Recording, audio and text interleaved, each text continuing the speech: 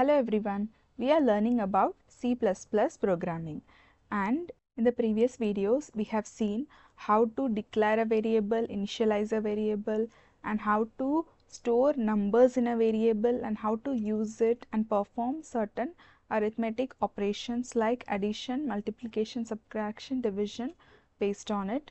And we have also seen about keywords and data types. In this video we will see how we can accept those numbers from the user. Instead of directly initializing in the program, we will ask the values or the numbers from the user before we can perform any operations on it. So we will start like we have seen before.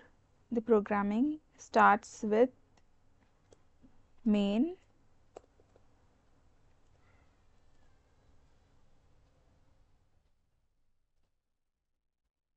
and we will write it as void main. Then we will open the block for void main, that is opening and closing curly brace, and then we will declare two variables, int a comma b. Now we have not given any value to a and we have not given any value to b, we have only declared it. If we give any value to a and b in the first line itself, then we will call it as initialization. But because we have not given any value to a and b, we have only declared the variable's name. Now what we will do is we will take the value from the user. So for that I will print one statement using cout. You have seen this character output, that is what I have to print.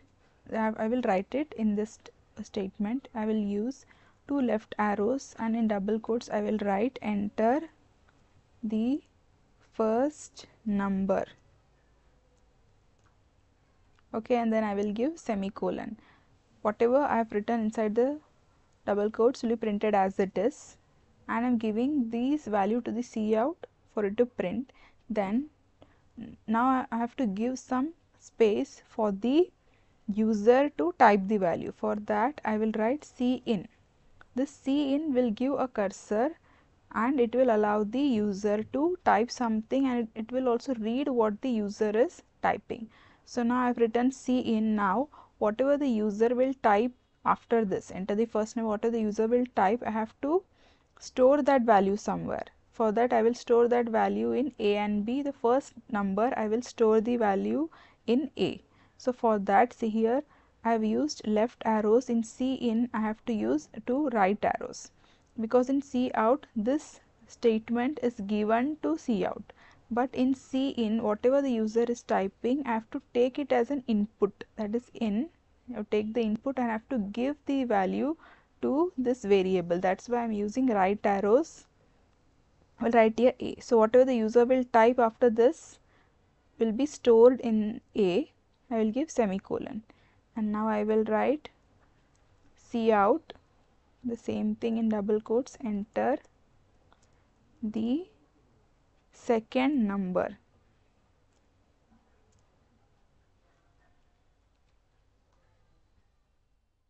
I give semicolon, and also here I will write /n so that this will be printed in a new line. Now after this also I will write here cin, that is for this, and for second number again I have to write cin. Again the program will give a cursor for the user to enter the number and will store that value in b. Okay, so I am not giving any value to a and b, only declaring it, but I am taking the values of a and b through the program by using cin, and I am storing that value in a and in b. Now I also have to write the header files. Header files, here I will write #include iostream.h. Also I have conio.h also for other header files. This is the program. I will now execute it and check how it is working. So I am using an online compiler. This program is which I will share the link also in the description box. You can check the link for this online compiler, and you can also execute your code and check in this online compiler. See, instead of void main, here I have int main and I have return 0. Because I am writing int main, I have to write return 0. Here also you can see here there is a comment. Last video we saw that if we give 2 slashes, this is whatever write after the 2 slashes will be a comment, and this will not be executed. It's only for the user. So what I will write here, I will declare 2 values a and b, and now I will write my first statement to be printed as it is, that is enter the first number, and then I will give semicolon. So whatever I am writing inside these blocks, every statement end with a semicolon. So after the enter the first number, I have to now give a cursor, that is cin, take the input from the user, and I have to give right arrows. Now whatever the user will enter, I will store it in a. Now for the second variable, second value, I will write enter the second number, and here also give semicolon. Here I will give /n. Then after this I will give C input. I will take the input, right arrows, I will store it in B, store the value in B. So now I will execute, I will run and check. See, I am getting enter the first number. I will write any number and I will click on enter. Then I got the second one, enter the second number. This is the cursor, this is the whatever value I am going to enter here, it will be taken by the cin and it will store these values. I will write it as 60. Okay, the program is done. Now how I will know whether this 50 is stored in A and the 60 is stored in B? For that I will now print the values of A and B.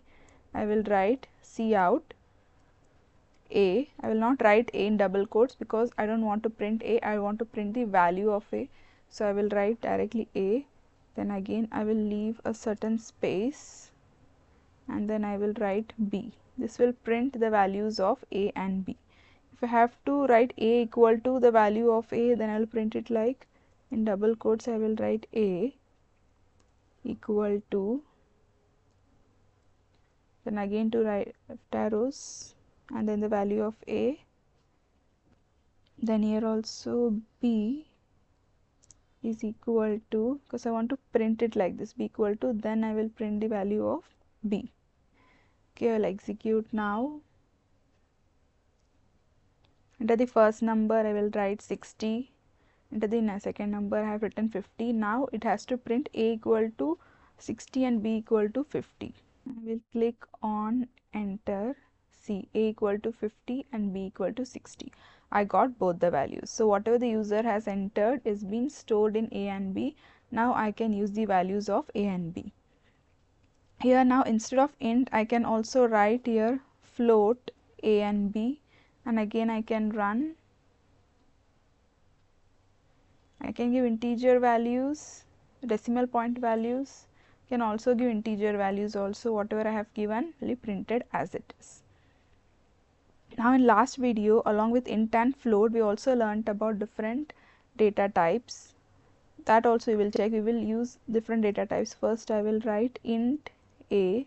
So int will A will be an integer. Then I will write float B. B will be decimal point value. Then I will write char C. Last video I have seen about character. One character it will accept. Then there is one more data type called string, which will take a word. That is a group of alphabets. For a word, for the user to enter a word and store a word, we will use string and variable D. Now I will write A is enter the first number A, enter the second number B. Now here I will write enter a character, that I will store in C.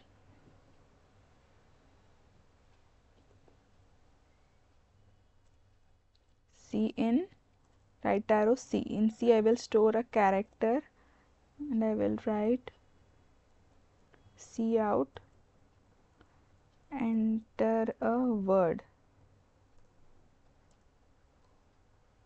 and I will store it in D. Okay, and I will print everything. A, B. After B, I will give a certain space, and then I will write C is equal to, then I will print C, then I will give a certain space and I will write D equal to, then I will print D. Okay, I will execute this program and check. See, enter the first number, I will give any integer value. Enter the second number. In B is float B, so I will give any decimal point value. Next, I have to enter a character. So only one single character I will enter, H.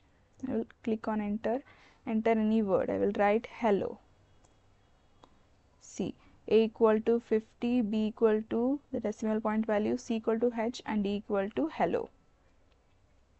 So different characters. This is how I can use Cin, and I can take different inputs from the user and I can store those values, and I can use it. Here today also seen how we can take a character from a user, how we can take a word from a user. Now if I am not entering the correct, for example in a character if I am entering a number, in a word if I am entering number, and in numbers if I am entering a character, then what will happen we will see. We'll again run this program. The first number I am entering a character instead of a number, I am clicking enter. See, it is giving me, it is not allowing me to enter any other value after this. Okay, so if I am not entering the correct value, it is going to give me wrong output. So I will check it once again. In integer I am giving an integer, but in float I am giving any character. See, then it's not allowing me to enter anything else. So next I will check one more time. Integer I am entering integer, second number I am entering any float value, third in a character I am entering a word. See, only one character I have to enter, but I am writing a word. Then also it is not allowing me to write anything.